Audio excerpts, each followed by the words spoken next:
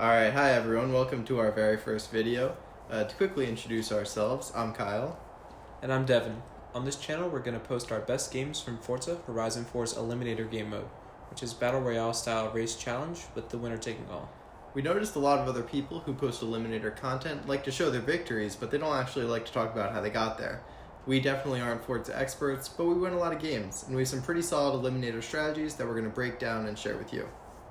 By talking you through our strategies and tactics, hopefully you can improve your performance while enjoying the best of ours.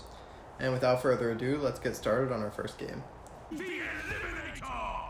Drivers on! So we spawn up here. Always love to hope to get a car right off the drop, but yeah, there's a couple good spaces up here. So as you can see, we're sort of looking around, looking down that sort of drop off for cars. There's two good spaces down there where you might find something. In this particular race, we didn't see anything down there. And the other sort of interesting thing about this race is that the shrinking area is already, we're already outside it from the start. That's not a huge concern. You generally have a good amount of time from the get-go. Arena shrinking!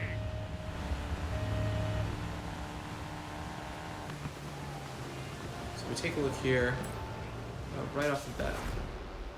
We get a Lancer. And this is a car where this is kind of a success at the beginning, right? Like, yeah, it's nice to have a 4 at the start. A 5 or 6 is obviously amazing, but a 4 is very doable because you get a couple easy wins and you're right there in it. yeah, for me, like getting a 4, at this point we're really just looking for minis to target, and it looks like we found one here. And then boom, as soon as you see a mini early game and you have a car, you just want to snipe them because it's a great way to get early into a good car and then just continue that so you're in just a really good spot by the time the end of the game rolls around. Yeah, because you really want this 4, you're not going to stick with this forever. You really want to get out of it as fast as possible, build your momentum so you can work your way towards, 7, 8, 9, 10 for your final showdown. And notice here on this race, he was facing outside of the bubble, and we were already outside of the bubble, but was pointing away from it as well. So it was a really easy challenge for me, not only from the perspective of a 4 versus a mini, but he was just facing the wrong direction. So this is a real layup here. You can't even see him on the mini map. Yeah, and to elaborate on what you're saying, I think a lot of times I see in sort of comments on Eliminator videos, oh, how do you always know where to go? How do you know where the finish line's going to be? And if you're on the edge of the border of the map, like we were in this one, it's really easy because you just have to face to the middle because it's always going to put the finish line in the middle of the map if you're on the edge. So if you challenge someone from the edge of the map, you want to, before they show you where the finish line is, just cut in towards the middle and you'll get a really nice head start on someone who doesn't know to do that. No, we just have a really clean finish. Don't try to do anything fancy. I mean, we'll go through the woods here. You can tell some finishes when it's like a right angle. It's easy to cut the turn when there's not too many trees. But here, if we did that or if we didn't, it'd be kind of the same outcome. And now we're at a 5. Yep, just a nice clean win. It's really tough for a mini to beat a 4 and over a long enough distance. So that's why it's so nice to find one and challenge one. It's also why it's so nice to find a nice car early on because it acts as a sort of defense against difficult challenges from others. And now here we pick up the 5, and this Audi particularly I really like. It's just, I think it's probably the fastest 5 in my opinion. And now we're really just looking for a fast challenge. There's still 40 people left, so a lot of time to grow. But this is the time where you can, again, take advantage of matchups here. We're basically stalking this 2 who's in a race. Now this is really interesting because we might just ignore other players who are already in a race. But we know that he's a 2, and we saw that the other person was a mini. So it's clear that he's going to take whatever 3 he's given. And this car just will crush any one of those options. So, and especially in this region around where you have these big wind turbines, there's no trees, there's no obstacles, there's no hard walls, so it really becomes fastest car wins. So if you have a car that you know is going to be faster, challenging someone near the wind turbines is a really safe option. And I gotta say, I started to get a little frustrated here because this race was taking a lot longer than I wanted it to. But we stick with it, and this guy actually starts to spin out a bit, so I'm starting to look at the mini over here because I think now he's gonna win. Yeah. And yeah, it's just taking a little bit while. Like I'm getting a little frustrated. 5 people have already gone out, but now we see this guy actually kind of getting in the middle here. I drive by and see there's a 2, and I figure forget chasing these guys, and we're gonna go for another challenge. Now notice that we're almost near the edge, so I start leading towards the middle, but I was able to stop myself in time. Yeah, and that's tough. That because if he was in if he's in a car that's anywhere near as fast as you, this race is over. This is already a dangerous race, despite the car advantage, because he's going in the right direction, and that's why it's so important to learn how to sort of predict where the races are going to end up. And obviously, it's not perfect, as you can see here, but when you can get an advantage, it's such a huge advantage. And you'll notice if you're able to scrub back in the video at some point, you notice that I start to hedge. I realize I start taking the lead and realize that, you know, when your car is such a mismatch against someone else, you don't need to take as big of a lead because it's more of a pure car, best car wins. And, you know, I kind of get away with it here, but you got to notice that you want to take bigger bets on where the finish is going to be when you're less confident about your car being the one that wins. And now we catch up here at the end. Right here, what a beautiful finish. And that was pretty intense, pretty fun race actually. Well, a lot of respect to the guy in the 2. That was a great race by him to give you a bit of a scare in a lot better car. And then you get the Stelvio here, and this is a great car for you. It's a great car for this early on. Still 30 people left, and you can just cruise, look for anyone to challenge. Exactly. And, you know, I'm starting to get a little bit, you know, irritated, like I'm far away from people. I try to play hyper aggressive. Like I really like to challenge, and again, the field is big enough that I feel pretty good that most of the cars are going to be, you know, at best maybe on par with where I am. So I'm looking for someone, and I kind of try to do the same thing as last time. Now, from a distance, this guy looks like it might be a 2 or a 3, but we'll see here in a minute that actually is not the case. You know, it wins the race in 5, so I realize that now it's basically going to be a similar car race. So I realize I got to get out of there, and you know, I don't really like coin flips that often.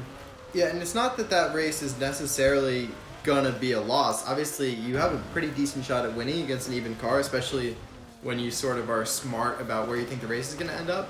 But with this much time left, and with already a pretty decent car, it's just not worth the risk when you have a pretty decent chance at finding weaker people that you're gonna challenge later on. Exactly, and I try to get out of there because a lot of people don't think about that, and they're going to really try and challenge you no matter what if they feel they have a good car there. And obviously this person is a decent racer, was able to win whatever challenge they had there, so really wasn't trying to get in that spot. Yeah, I think this is a good time to talk about, you know, challenge strategy in general, because in the game, I think it is generally good to be as aggressive as you can be in terms of challenging. You want to keep upgrading your car, but you know, common sense. You don't really want to be challenging someone who's in a 7 if you're in a 3. You don't want to be challenging someone who's in a 4 if you're still in the mini. And at this, another important thing that really gets on our nerves is if you're in a mini, do not challenge other minis, because best case scenario, you win that race and you get a 2. The time it's going to take you to get that race, you are so much more likely to find a 2 or better somewhere on the map. And you don't have to risk losing if you lose a 50-50 race. So if you're in a mini, you should not be challenging. You should just be focusing on looking for cars, because it's never really going to be a good idea for you to waste your time racing just to get a 2, because a 2 really isn't that much better than the mini in the first place. And now we're in another race, 6-on-6. This is going to be a close one. But this is here, I want to make a point. This is a textbook. That guy's going the wrong way, I'm going the right way. Yeah. We're on the edge of the map, we know it's going to be in the middle, and he's driving out, so he's got to do a whole 180 before they can go in the direction. And that's why we have a decent margin here. Cut through the trees, but we're still... Yeah, the cars make it look like an even race, but when you employ the strategy, you get a real nice advantage. And that's a no-brainer challenge, even if I'm a couple ranks lower than the person. I think it's a good move to make. And I know Kyle, you mentioned earlier... Recall where you shouldn't be challenging a 4 if you're in a mini, or shouldn't be challenging a 3 if you're in a 7, or things like that. I think if you're late in the game and you find that the position shows that you're actually making a decent bet on where the final location is going to be, I think it's a good desperation strategy there, and you really want to leverage your position. But this really is an example of how it really isn't just the cars, it's who you're facing and where you are. That's true. And once you're in sort of like there's 14 people left and you're still in a 2 or a 3, all bets are off, and you kind of want to make a challenge where you think you can get the jump on someone to get a head start, because you're not really going to get many wins with a 2 or 3, and it's almost more worth it to take that risk, get a good car for the end game.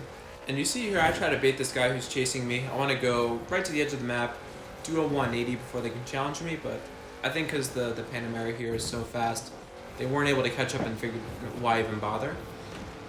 So just, another piece again, showing how we want to leverage position. And we were trying to do it there, but our car was just too fast. It kind of scared them off. We're big fans of all the Porsches in this game. We always celebrate a little bit when we get a Porsche, especially the Cayenne or the Macan. They're really great early game cars, and you can find them pretty often, and they're pretty good ways to set up a win. Yeah, and I think we might actually, think about putting a video out on our favorite car at each class. I think that'd be maybe really interesting to show what our preferences are, and I think we have different play styles, which is really interesting. We do. Taking a look at some of those, I think we'll do.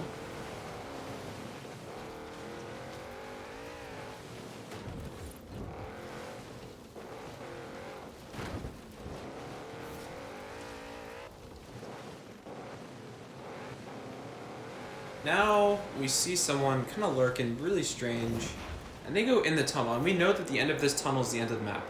And I notice here, weaker vehicle, and he actually, aware of position, tries to do a 180 and get the challenge, or maybe they just realize that they ran out of the map.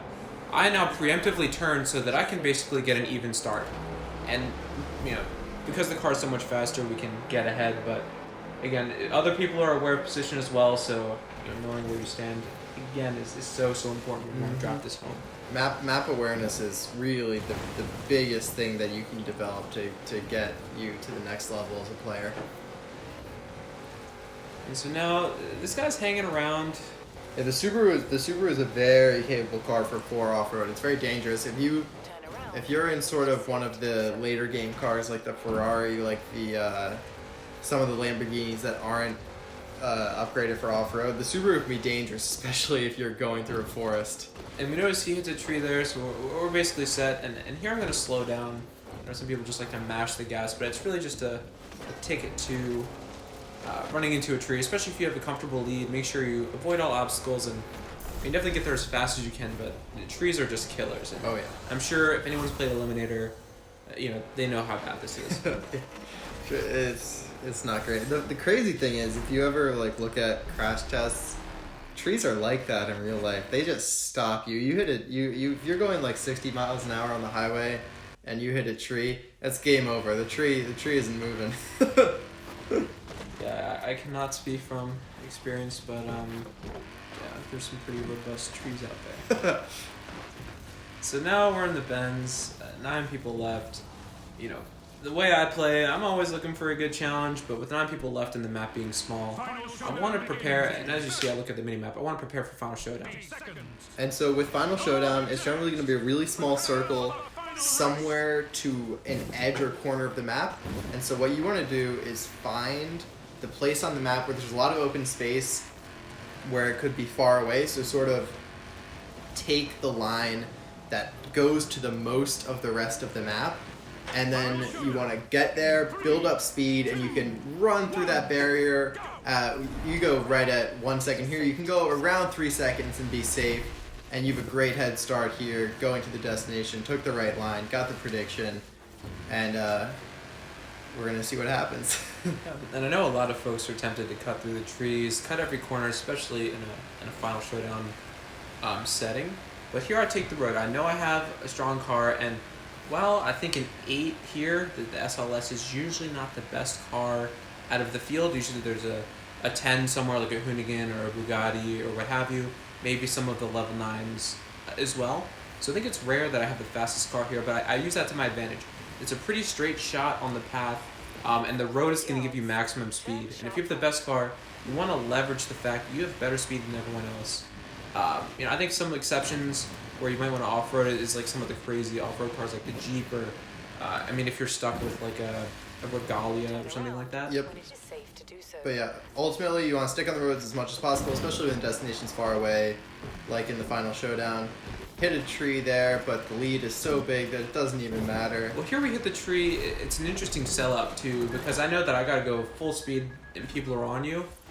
Yeah, so there you really want to just sell out and get the win, and you do here. Thanks for watching, guys. And take care.